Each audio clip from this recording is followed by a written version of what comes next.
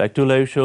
తెలంగాణ ప్రభుత్వం సాగునీటి ప్రాజెక్టులు రీడిజైనింగ్ వాటిని పూర్తి చేసి ఎక్కువ రైతులకు మేలు జరిగేలా చూడడం ప్రాధాన్యత అంశంగా తీసుకుంది. దానికి సంబంధించి కేబినెట్లో కొన్ని నిర్ణయాలు తీసుకుంది. అయితే ప్రాజెక్టులకు సంబంధించి ఎప్పుడు నిర్ణయాలు తీసుకున్నా దాని మీద ప్రతిపక్షాలు ఎందుకు అభ్యంతరం తెలుపుతున్నాయి? ముఖ్యంగా అంచనాలు పెంచడం కానివ్వండి, లేకపోతే ఇప్పటికే ఉన్న వాటిని పూర్తి చేయకుండా రీడిజైనింగ్ చేయడం, కొత్త వాటిని ప్రపోజ్ చేయడం, వాటికి సంబంధించి ఎందుకు ప్రతిపక్షాలు విమర్శలు చేస్తున్నాయి అనే అంశం మాట్లాడదాము. తెలుగుదేశం పార్టీ కాంగ్రెస్ హయాంలో మొదలుపెట్టిన ప్రాజెక్టులు ఇంకా పూర్తి కాలేదు, మేము వచ్చి పూర్తి చేసి రైతులకు నీళ్లు ఇస్తుంటే ఎందుకు అడ్డుపడుతున్నారని ప్రభుత్వం మరోవైపు అడుగుతోంది. ఇదొక అంశం. అయితే కాంట్రాక్ట్ లెక్చరర్లకు సంబంధించి వాళ్ళని క్రమబద్ధీకరించాలని ఆందోళన ఒకవైపు జరుగుతుండగా, కొంత ఆసక్తికర పరిణామం ఏంటంటే కాంగ్రెస్ పార్టీ ఆఫీసు గాంధీ భవన్ దగ్గర వీళ్ళని ఆందోళనకు దిగడము, దీన్ని ప్రభుత్వమే చేయిస్తోందని కాంగ్రెస్ పార్టీ విమర్శించడం చూసాం. అలాగే గాంధీ హాస్పిటల్లో గత వారం రోజులుగా నర్సులు ఆందోళన దిగుతున్నారు, వాళ్ళని కూడా క్రమబద్ధీకరించాలి అని చెప్పి దీన్ని ముఖ్యమంత్రి ఆలోచించాలని చెప్పి వాళ్ళు డిమాండ్ చేస్తున్నారు. ఈ అంశాల మీద లైవ్ షోలో మనం మాట్లాడదాము. మనతో పాటు జాయిన్ అవుతున్నారు ప్రేమేందర్ రెడ్డి గారు, తెలంగాణ బీజేపీ ప్రధాన కార్యదర్శి, పార్టీ సీనియర్ నాయకులు. ఈ పెద్దిరెడ్డి గారు మాజీ మంత్రి, తెలుగుదేశం పార్టీ సీనియర్ నాయకులు. బెల్లయ్య నాయక్ గారు తెలంగాణ కాంగ్రెస్ సీనియర్ నాయకులు. ఏ జీవన్ రెడ్డి గారు ఆర్మూర్ ఎమ్మెల్యే, టీఆర్ఎస్ సీనియర్ నాయకులు. వెల్కమ్ టు లైవ్ షో అండి. ముందుగా ఈ అంశాలు ప్రస్తావించే ముందు ప్రేమేందర్ రెడ్డి గారు, ముఖ్యమంత్రి ఎస్సీ వర్గీకరణ కోసం ఢిల్లీకి వెళదాము, అందరూ ప్రధానమంత్రిని కలుద్దామని ప్రతిపక్షాలన్నిటికీ వారు లేఖ రాశారు. ముందుగా దీని మీద మీ స్పందన? బీజేపీ నుంచి ఇప్పటికే బీజేపీ వెంకయ్యనాయుడు గారు బహిరంగ సభలో, వేళ ధర్మసభలో పాల్గొనడం, సపోర్ట్ చేయడం చూసాం. సో వెళ్లే అవకాశం ఉందా ముఖ్యమంత్రి గారి లేఖకు స్పందించి? అంటే భారతీయ జనతా పార్టీ కూడా చాలా సంవత్సరాల క్రితమే ఈ ఎస్సీలలో ఏదైతే చాలా వేరియేషన్స్ ఉన్నాయి, రిజర్వేషన్స్ అనేది అందులో బాగా అత్యంత వెనుకబడిన యొక్క దళితులకు అందడం లేదనే ఒక భావనతోని రాష్ట్ర కమిటీ కూడా ఒక తీర్మానం ఆమోదించడం జరిగింది. దానికి అనుగుణంగా వర్గీకరణ జరగాలనే దానికి మేము ఒక సిద్ధాంతపరంగా చాలా సంవత్సరాల నుంచి మేము దానిపైన కట్టుబడి ఉన్నాం. కాబట్టి అది గతంలోనే కేంద్రంలో కనుక బిల్లు పెడితే మేము దానికి మద్దతు ఇస్తామని కూడా తెలియజేశాం. ఇప్పుడు ఉన్న పరిస్థితుల్లో కేంద్రంలో మిగతా పక్షాలు, అనేక పక్షాలు, వేరే దళితులు లేకపోతే నార్త్ ఇండియాలో ఉండే వేరియేషన్స్, వీటిలల్లో కొద్దిగా ఇబ్బందికరమైన పరిస్థితి ఉన్నది. ఏది ఏమైనప్పటికీ దాని పట్ల చర్చించి, అంటే ముఖ్యమంత్రి గారితో అఖిలపక్షానికి వెళుతున్నారా, వెళ్ళట్లేదా? ముఖ్యమంత్రి గారితో అఖిలపక్షం విషయంలో ఇంకా నిర్ణయించవలసి ఉంది. పార్టీ నిన్ననే విషయం చెప్పింది కాబట్టి పార్టీ నిర్ణయించవలసింది. మేము తప్పక అంటే వర్గీకరణకు అనుకూలంగా ఉన్నాం మేము. కాబట్టి ప్రభుత్వం ఏ చర్య తీసుకున్నా దానికి మద్దతు ఇచ్చే అవకాశం ఉంటుంది. కాకపోతే ఆ విషయాన్ని మా రాష్ట్ర కమిటీ త్వరలో నిర్ణయిస్తారు. తెలుగుదేశం ప్రతినిధులు వెళుతున్నారా ముఖ్యమంత్రి గారితో? ఇప్పుడు ఎస్సీ వర్గీకరణ అనేది రాష్ట్ర విభజన కంటే ముందు ఉమ్మడి రాష్ట్రంలో అదొక సమస్యగా ఉండేది. అంటే దమాషా పద్ధతిలో మాలా మాదిగా ఆ యొక్క జనాభా ప్రాతిపదిక చూసుకుంటే అక్కడ మాలలు ఎక్కువ, మాదిగలు తక్కువ, ఇక్కడ మాదిగలు ఎక్కువ, మాలలు తక్కువ. కనుక మాకు అన్యాయం జరుగుతుంది అని ఉమ్మడి రాష్ట్రంలో ఒక ఆందోళన ఉండేది. దాన్ని ఆపడానికి చాలా ప్రయత్నాలు ఆ రోజు జరిగినాయి. రాష్ట్ర విభజన జరిగిన తర్వాత ఆల్మోస్ట్ ఆల్ దామాషా పద్ధతిలో వాళ్ళు అడుగుతున్నది న్యాయం. ఇక తెలంగాణ రాష్ట్రంలో మాదిగలు ఉన్నటువంటి జనాభా ప్రాతిపదికలో ఏబిసిడి కేటగరైజేషన్ అనేది వాళ్ళకి ఇవ్వాల్సిన అవసరం ఉంది. గతంలో తెలుగుదేశం ప్రభుత్వం అధికారులు ఉన్న రోజుల్లోనే అన్ని రాజకీయ పక్షాలు ఆమోదించిన మేరకు శాసనసభలో తీర్మానం చేయడం, రాష్ట్రపతి ఆమోదించడం, దాన్ని వాళ్ళు కొన్ని సంవత్సరాలు అనుభవించడం. అయితే అది పార్లమెంట్లో చట్టం చేయబడలేదనే అంశంతో సుప్రీంకోర్టులో దాన్ని స్టక్ చేయబడింది. సో సుప్రీంకోర్టు కూడా చాలా స్పష్టంగా పార్లమెంటు చట్టం చేసుకుంటే మాకు అభ్యంతరం లేదనే విధంగా వాళ్ళు వ్యాఖ్యానించిన క్రమంలో ఆ రోజు నుండి ఈ రోజు వరకు కూడా చట్టం చేయబడకపోవడం వల్ల వాళ్ళకు అది ఫలితాలు అందలేదు. దానిపైన వాళ్ళు ఆందోళనలో పోరాటాలు చేస్తూ ఉన్నారు. ఈ మధ్య కాలంలో ఇంచుమించుగా అన్ని రాజకీయ పక్షాలు సానుకూలత వ్యక్తపరిచినాయి. కేంద్ర ప్రభుత్వానికి సంబంధించిన వెంకయ్యనాయుడు గారు కూడా బహిరంగ సభకు హాజరు కావడం, తప్పకుండా దీన్ని మేము పాజిటివ్ మోడ్లో థింక్ చేస్తామని చెప్పడం. ఇవాళ ప్రభుత్వం కూడా ఇంకా ఎట్టి పరిస్థితులు ఇది అవుతుందనే ఒక కాన్ఫిడెన్స్ వచ్చిన తర్వాత అఖిలపక్షాన్ని తీసుకువెళ్ళి ఈ పని చేసేసుకుంటే అందరికీ మంచిగా చెడైనా అందరికీ వర్తిస్తున్న ఉద్దేశంతో ఒక పాజిటివ్ డిసిషన్ అనుకుంటాను. ఇది తప్పకుండా తప్పేం లేదు. ఇది ఎందుకంటే న్యాయమైన డిమాండ్, న్యాయమైన కోరిక. దాన్ని త్వరలో పూర్తి చేసుకోవాలి. ఈ బడ్జెట్ సెషన్లోనే దాన్ని బిల్లు పెట్టి సానుకూలంగా సాధించుకోవడం వల్ల వాళ్ళకు ఒక న్యాయం జరిగే అవకాశం ఉంటుంది. తప్పకుండా వెళ్తాం. అవేళ అందరూ జాయిన్ అయ్యారు, అన్ని పార్టీలు అవేళ మద్దతు ఇచ్చారు. సో ఇప్పుడు వెళ్ళే అవకాశం ఉందా? అంటే వర్గీకరణ కుల జనాభా ప్రకారం వాటా కావాలనేటటువంటి డిమాండ్ మొదటి నుంచి కాంగ్రెస్ పార్టీ సపోర్ట్ చేస్తుంది. మొన్న ఉత్తమ్ కుమార్ రెడ్డి గారు ఇక్కడ జరిగిన బహిరంగ సభలో హాజరయ్యారు. ఢిల్లీలో జరిగినటువంటి ధర్నాలో కొప్పుల రాజు గారు, అదేవిధంగా దిగ్విజయ్ సింగ్ గారు కూడా వెళ్ళి సపోర్ట్ చేయడం జరిగింది. కాబట్టి ఖచ్చితంగా మా పార్టీ మొదటి నుంచి కూడా ఎస్సీ వర్గీకరణకు సంబంధించినటువంటి అంశంలో పాజిటివ్గా ఉంది. గతంలో అసెంబ్లీలో, ఉమ్మడి ఆంధ్రప్రదేశ్ అసెంబ్లీలో తీర్మానం కూడా చేయడం జరిగింది. ఇప్పుడు కూడా మన టీఆర్ఎస్ వచ్చిన తర్వాత తెలంగాణ రాష్ట్రం కూడా తీర్మానం చేసినటువంటి పరిస్థితి ఉన్నది. ఇది రెండు రాష్ట్రాల్లో ఉన్నటువంటి అంశంగా ఉంది. కాబట్టి ఖచ్చితంగా సానుకూలంగా మొదటి నుంచి కాంగ్రెస్ పార్టీ ఉంది కాబట్టి దీని మీద కూడా సానుకూలంగా స్పందించే అవకాశం ఉంది. అయితే ఎటు డిసిషన్ తీసుకోవాల్సినటువంటి అవసరం ఉంది. ముఖ్యమంత్రి గారి లేఖ మీద పార్టీలో చర్చించిన తర్వాత నిర్ణయం తీసుకుంటారు ఖచ్చితంగా. అయితే ఇది మాదిగ ప్రజల ఏంటంటే అందరూ అనుకూలంగానే ఉన్నారు కాబట్టి ముఖ్యమంత్రి ఒక పాజిటివ్ మూవ్ తీసుకుంటున్నారు కాబట్టి అందరూ వెళ్తేనే ఈసారి సాధ్యం అయ్యే అవకాశం ఉంటుందేమో. అయితే ఒక సమస్య ఉంది. మన రాష్ట్రాల వరకు అయితే ఏ పార్టీ వ్యతిరేకించట్లేదు ఇది 2 రాష్ట్రాల్లో. కానీ జాతీయ స్థాయిలోకి వెళ్ళేటోళ్లకు జాతీయ స్థాయిలో ఉన్నటువంటి ప్రధానంగా పెద్దలు చెప్పినట్టు నార్త్ ఇండియాలో ఉన్నటువంటి ఈ సామాజిక వర్గాలే ఇది వద్దు అని ప్రజలు పెడుతున్నటువంటి పరిస్థితి ఉంది. అందుకని కేంద్రంలో ఇవాళ గతంలో కాంగ్రెస్ ఉన్నా ఇవాళ బీజేపీ ఉన్నా అక్కడ ఈ 2 రాష్ట్రాలకు పరిమితం అయి చేసుకుంటే ఇచ్చే అవకాశం ఉంది తప్ప మొత్తం దేశవ్యాప్తంగా ఇది జరగాలంటే కొంత ఇబ్బందికరమైనటువంటి పరిస్థితులు ఉన్నాయి. జీవన్ రెడ్డి గారు, అంటే కొంతమంది ఇప్పుడు ముఖ్యమంత్రి ఏ ఉద్దేశంతో తీసుకున్నా కొంతమంది విమర్శ చేస్తూనే ఉన్నారు. అంటే ఆ ఓటు బ్యాంక్ ముఖ్యమంత్రి పదిలంగా ఉంచుకోవడానికి ఇప్పుడు ఈ నిర్ణయం తీసుకుని జరుగుతున్న సందర్భంలో మరి డైవర్ట్ చేయడానికి అంటే ఇప్పుడు మందకృష్ణ ఈ మూవ్ తర్వాత కూడా సప్లై నిధులు ఏమయ్యాయి? సరే మీరు మంచి కార్యక్రమం చేస్తున్నారు, సప్లై నిధులు ఏమయ్యాయని మళ్ళీ కూడా ప్రశ్నించారు నిన్న ఆయన. గౌరవనీయులు రాష్ట్ర ముఖ్యమంత్రి వర్యులు కేసీఆర్ గారికి ప్రతి అంశంపై వివరణాత్మకమైనటువంటి ఆలోచనతో ఆయన ముందరికెళ్తా ఉన్నారు. కాబట్టి ప్రతి అంశంలో ఇప్పుడు 30 సంవత్సరాల కోరిక అండి. గతంలో సమైక్య రాష్ట్రంలో అనేక పోరాటాలు, అనేక రాష్ట్రాలు, అనేక ర్యాలీలు, ధర్నాలు అసెంబ్లీలో ప్రస్తావించడం జరిగింది. కానీ ఏ ముఖ్యమంత్రి కూడా అఖిలపక్షం ద్వారా ఢిల్లీకి వెళ్దాం, ప్రధానమంత్రిని కలుద్దాం, ఖచ్చితంగా సాధించుకుందాం, అసెంబ్లీలో తీర్మానం చేసి పంపిద్దాం అనే ఆలోచనలో ఎవరు లేకుండే గతంలో. ఈ ప్రభుత్వం వచ్చిన చేసి అది కామన్ గా ఇప్పుడు తూతూ మంత్రంగా జరిగినాయి. ఒకవేళ అప్పుడే జరుగుంటే ఇప్పుడు ఈ చర్చ ఎందుకు వస్తుంది సార్ ఎన్టీవీలో?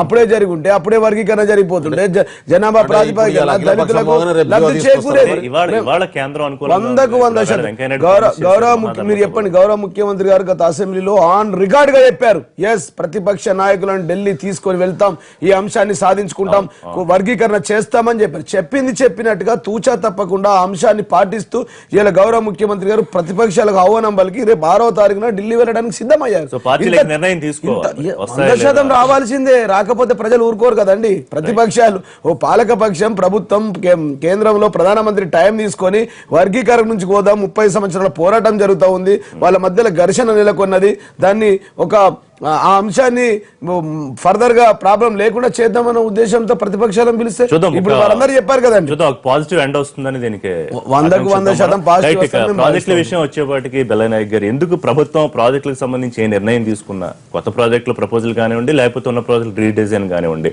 ప్రతిపక్షాల నుంచి విమర్శలో లేకపోతే వ్యతిరేకత వ్యక్తం అవుతుంది. ముఖ్యంగా ఇందిరా, రాజీవ్ సాగర్, ప్రాణహిత చేవల ప్రాజెక్టులు రద్దు చేయడం, రాష్ట్ర ఖజానా లూటీ చేయడమే అని కాంగ్రెస్ నాయకులు విమర్శించారు. కానీ దానికి ప్రభుత్వం చెప్పే కారణం వేరే ఉంది. అంటే ఇక్కడ ఇందిరా సాగర్ ప్రాజెక్టులో దాదాపు ఇప్పటికే 50% పని అయిపోయిందండి. రాజీవ్ సాగర్ ప్రాజెక్టు 64% పని అయిపోయినటువంటి పరిస్థితి. ఈ 2 ఖమ్మం జిల్లా గోదావరి నది మీద ఉన్నటువంటి ప్రాజెక్టులు. అయితే రాష్ట్ర విభజన తర్వాత ఇందిరా సాగర్లో ఉన్నటువంటి ఎక్కువ ప్రాంతం మనకు ఆంధ్రప్రదేశ్కి వెళ్ళిపోయినటువంటి పరిస్థితి. 7 మండలాలను కలపడం వల్ల అటు వెళ్ళిపోయింది. కానీ రాజీవ్ సాగర్ ప్రాజెక్టు ఇవాళ పూర్తిగా తెలంగాణలో ఉన్నది. కానీ దాన్ని కూడా ఎందుకు రద్దు చేసిరో అర్థం కానటువంటి పరిస్థితి. రెండోది, విభజన చట్టంలో కూడా ఇందిరాసాగర్ గురించి చెప్పింది ఏంటంటే 2 రాష్ట్రాల ఉమ్మడి ప్రాజెక్టుగా దాన్ని చేపట్టవచ్చు అనేటటువంటి డైరెక్షన్ కూడా విభజన చట్టం ఇచ్చినటువంటి పరిస్థితి ఉంది. తద్వారా అటు ఆంధ్రప్రదేశ్కు దాదాపు 2 లక్షల ఎకరాలు, మన దగ్గర ఒక 3 లక్షల ఎకరాలు పారేటటువంటి అవకాశం ఉంది. కాబట్టి దాన్ని మన రాష్ట్ర ప్రభుత్వం అది టేకప్ చేసి కంప్లీట్ చేసి ఉంటే సగం అయినటువంటి ప్రాజెక్టును, సగం ఆల్రెడీ నిధులు ఖర్చు అయింది, పని నడుస్తున్నది, దాన్ని ఆపేసి దానికోసం తీసుకొచ్చిన మోటార్లను తీసుకొచ్చి నిన్న భక్తరామ్ దాస్ కాడ పెట్టుకున్నారు. దానికోసం తీసుకొచ్చిన ఇంద్రసాగర్ కోసం తెచ్చిన పైపులను తీసుకొచ్చి భక్తరామ్ దాస్ కాడ పెట్టుకున్నారు.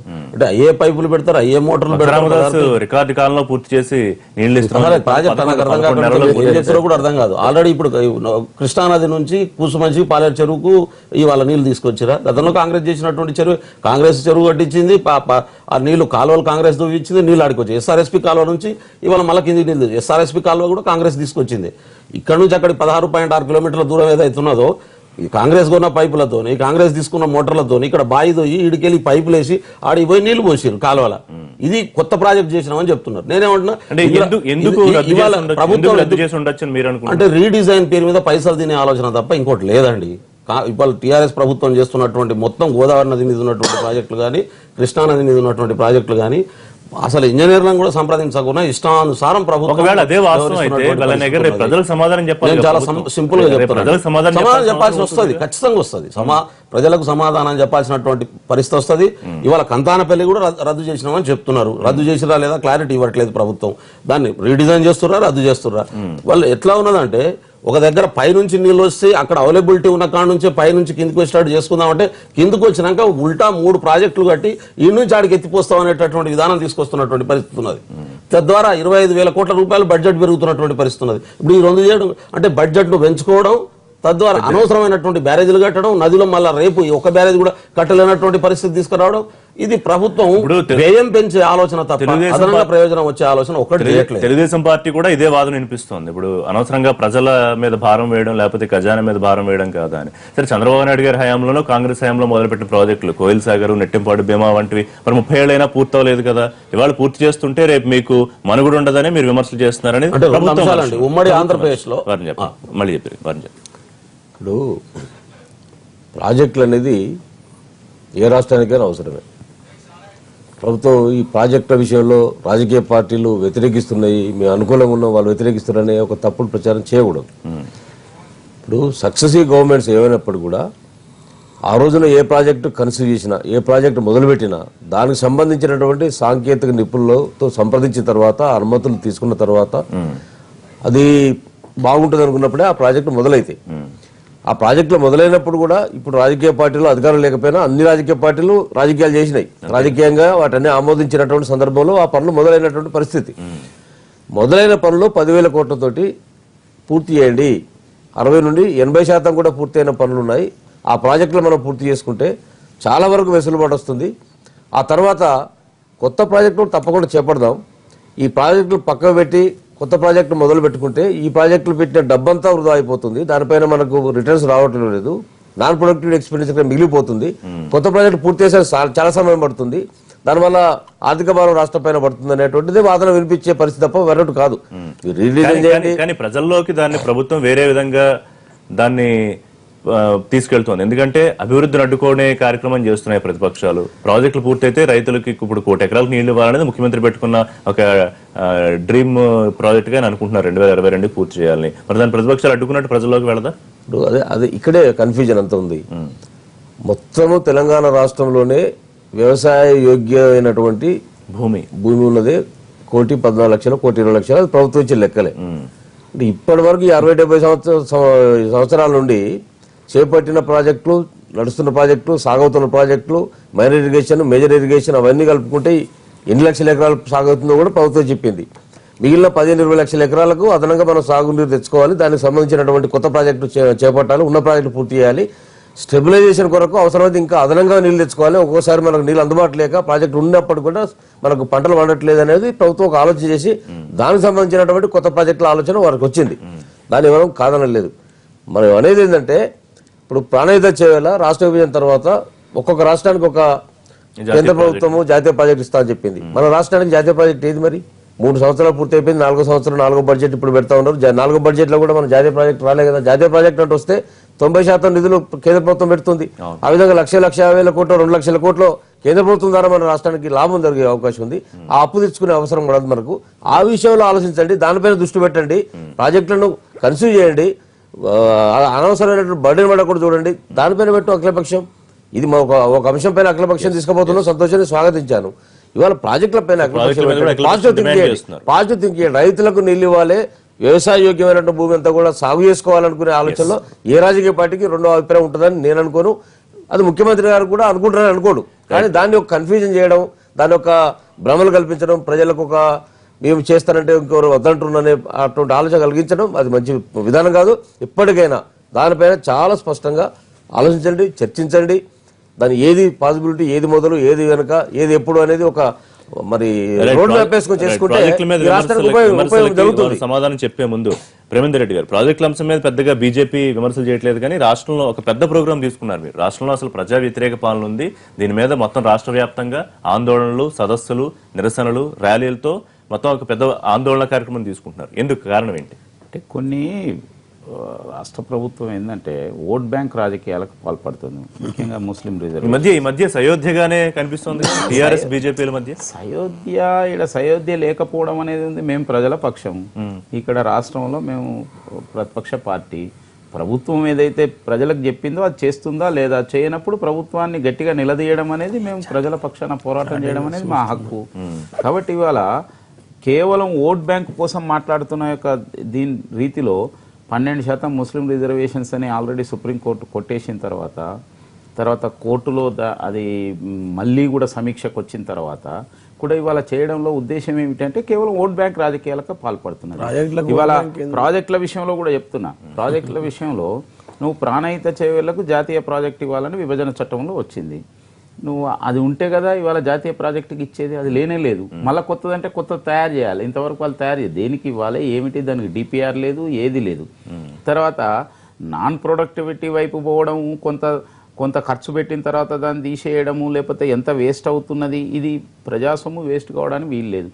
ఒకవేళ ఇప్పుడు ప్రతిపక్షాలు అడుగుతాయనే కాదు కదా, ప్రభుత్వం ఆలోచిస్తుంది కదా, రేపు ప్రజలకన్నా సమాధానం చెప్పాలిగా. ఇవాళ మీకు సమాధానం చెప్పకపోయినా మరి అంత వ్యతిరేక ధోరణిలో ప్రభుత్వం ఎందుకు వెళ్తుంది? ప్రజల పక్షాన్నే పార్టీలు అడుగుతున్నాయి. ఇవాళ ప్రభుత్వం ఒకవైపు, మిగతా పార్టీలన్నీ కూడా ప్రజల పక్షాన్నే ఉన్నాయి. కాబట్టి విషయాన్ని అవసరమైతే ఆల్ పార్టీ మీటింగ్ పెట్టి ఇది ఇందుకోసం ఇది వృధా అవుతున్నది కాబట్టి మేము ఈ విధమైన యొక్క చర్యలు తీసుకున్నామని చెప్పడం లేదు. ఒకవేళ దాంట్లోనే కనుక నిజం ఉంటే 1000 కోట్ల రూపాయలు ఖర్చు పెట్టే ముందు ముఖ్యంగా దేవాదుల విషయంలో దేవాదులకు సప్లిమెంట్ ఇవ్వడానికి, దేవాదులకు వాటర్ ఇవ్వడానికి కాంతాలపల్లి అని వరంగల్ జిల్లాలో దాన్ని ప్రపోజ్ చేసిండ్రు. ఆడ 100 కోట్ల పైన ఖర్చు పెట్టిండ్రు.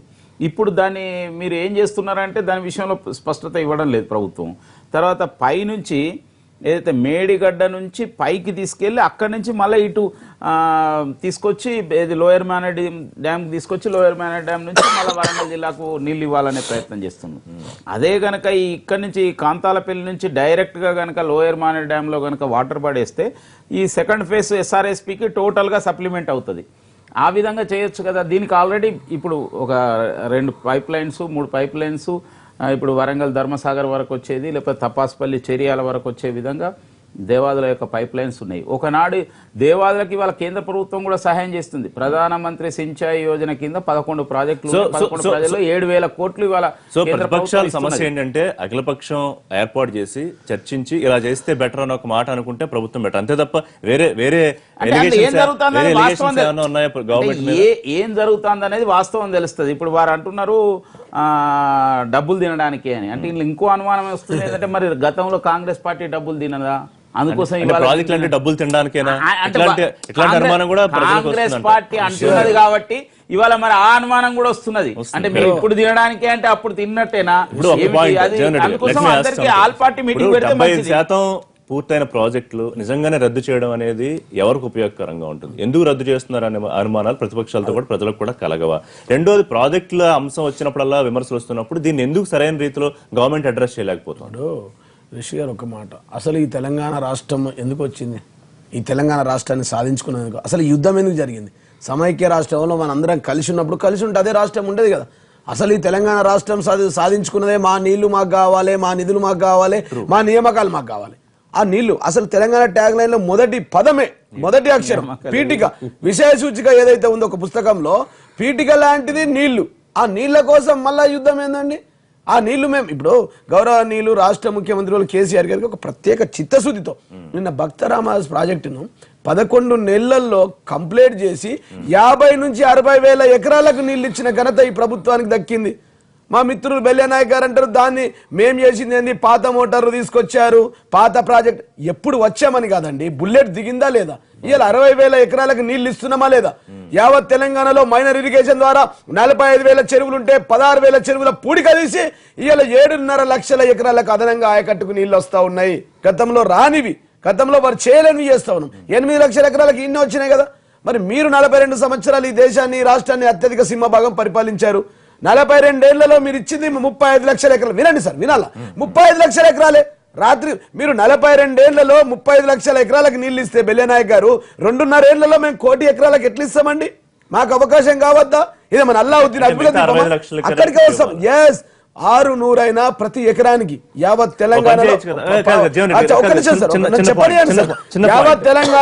చిన్న పాయింట్. ఇదే అంశాన్ని ఇప్పుడు ముఖ్యమంత్రి గారు ఈ అంశం మీద, ఎస్సీ వర్గీకరణ అంశం మీద ఎలా అయితే ఉత్తరం రాశారో అందరికి ఒక సానుకూల ధోరణిలో, అఖిల పక్షాన్ని ఎందుకు పిలవడానికి ఇబ్బంది ఏమిటి? ప్రాజెక్టుల విషయం మీద ఎస్సీ సబ్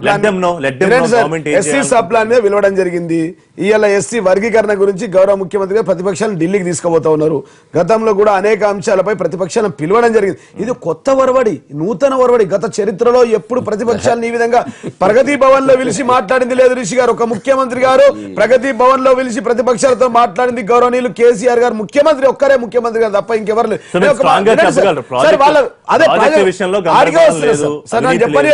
అవినీతి లేదు, తెర వెనక వినండి సార్, మేమేమంటున్నాం రిషి గారు, మా విజన్ వేరు, వాళ్ళ విజన్ వేరు. మా విజయం ప్రతి నియోజకవర్గంలో యావత్ తెలంగాణలో ప్రతి నియోజకవర్గంలో 1,00,000 ఎకరాలకు నీళ్లు, యావత్ తెలంగాణలో 1 కోటి ఎకరాలకు నీళ్లు ఇవ్వాలని మేము అనుకుంటున్నాం. వాళ్ళ విజయనే కాదు, ఆ డిజైన్ ఎందుకు మార్చారు, ఈ రీడిజైన్ ఎందుకు చేశారు, 100 భూమి కింద మీద అయినా భూకంపం వచ్చినా గానీ ప్రాజెక్టులు కట్టి తీరుతాం. నిన్న చూశారు కదా సార్, ప్రజలు, సామాన్య ప్రజలు ఊరుకోరు సార్, చూశారు. కేసులు వేస్తా ఉన్నారు. మల్లన్న సాగర్ లో కేసు వేస్తా ఉన్నారు. ప్రతి అంశంలో హైకోర్టు, సుప్రీంకోర్టుకి వెళ్తా ఉన్నారు. నిన్న గాంధీ భవన్ మీద దాడి జరిగింది. ఈ రాష్ట్రంలో రైతులు మళ్ళీ దాడి చేస్తారు గాంధీ భవన్ మీద. ప్రాజెక్టులను అడ్డుకుంటే, రైతుల పొట్ట మీద కొట్టడానికి ప్రయత్నం చేస్తే, రైతుల భూములను బీడు భూములుగా మార్చడానికి ప్రయత్నం చేస్తే, కేసులు వేస్తే ప్రజలు దాడి చేసే పరిస్థితి నిన్న గాంధీ భవన్ ఎట్లయితే వచ్చిందో, రేపు రైతులు కూడా తెలంగాణలో అత్యధిక వ్యవసాయ రంగం మీద ఆధారపడ్డారు సార్. 90% ప్రజలు ఈ ప్రాంతంలో వ్యవసాయ రంగం మీద బతుకుతా ఉన్నారు. వీళ్ళ మీద దాడులు బ్రేక్ వెళ్లే ముందు పంజాబ్